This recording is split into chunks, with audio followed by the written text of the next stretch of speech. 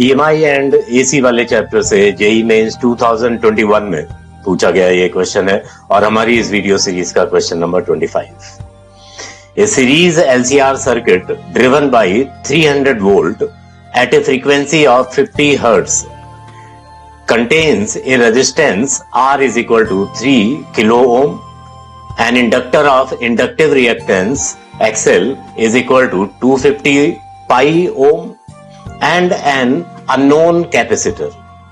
The value of capacitance to maximize the average power should be.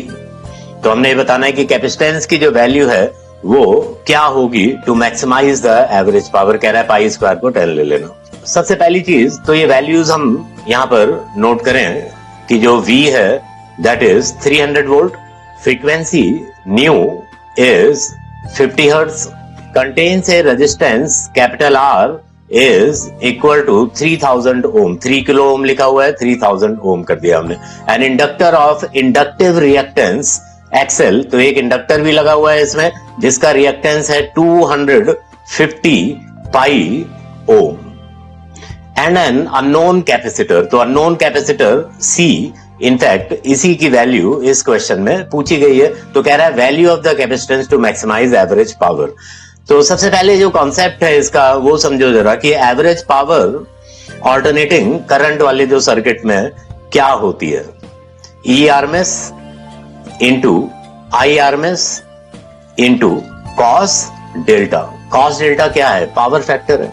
अगर हम impedance triangle की बात करें, इंपिडेंस डायग्राम की बात करें तो उसमें कैपिटल R जो वेक्टर यहां पर हम बनाते हैं, XC जो कैपेसिटिव रिएक्टेंस है वो, और ये है हमारा इंडक्टिव रिएक्टेंस। तो इस तरह से बनाया जाता है। कॉस डेल्टा की वैल्यू क्या है? R by Z. तो मैक्सिमम पावर की बात हो रही है, तो मैक्सिमम पावर मतलब कॉस डेल्टा की वैल्यू मैक्सिमम होनी चाहिए। कॉस डेल्टा की वैल्यू मैक्सिमम कितनी हो सकती है? 1 हो सकती है। और वो कब होगा? जब जेड की वैल्यू R के बराबर होगी। तो इन तीनों वेक्टर्स का रिजल्टेंट R के बराबर कब होगा? जब XC और XL दोनों कैंसिल हो जाए, मतलब इक्वल हो जाए, तभी ऐसा हो सकता है। तो मतलब मैक्सिमम पावर की जो कंडीशन है बेसिकली वो कंडीशन ऑफ रेजोनेंस है सर्किट में। ठीक है, तो रेजोनेंस की कंडीशन क्या है? XC is equal to XL। XC क्या होता है?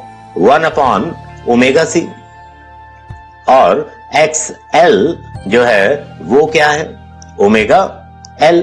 इनफैक्ट इसकी जो वैल्यू है, XL की वैल्यू हमें डायरेक्टली दे रखी है 250 पाई।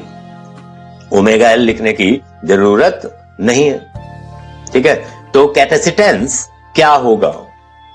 कैपेसिटेंस की जो वैल्यू है वो क्या आ जाएगी? That will B 1 upon C, इधर ले जाएंगे 250 पाई, नीचे आएगा तो 250 पाई इंटू ओमेगा। ओमेगा क्या होता है? 2 पाई न्यू।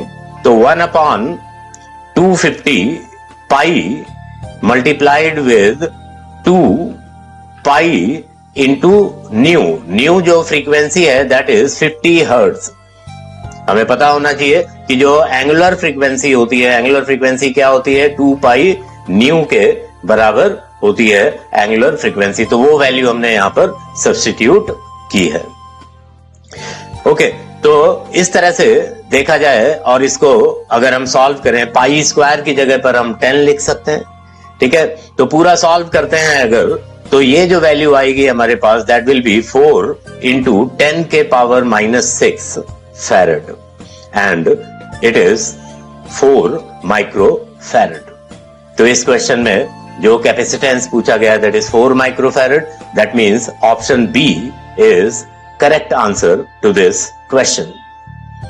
प्रीवियस ईयर के क्वेश्चंस जो हैं आपकी कॉम्पिटिटिव एग्जाम्स की तैयारी का एक इंपॉर्टेंट हिस्सा है, ये मत भूलिएगा।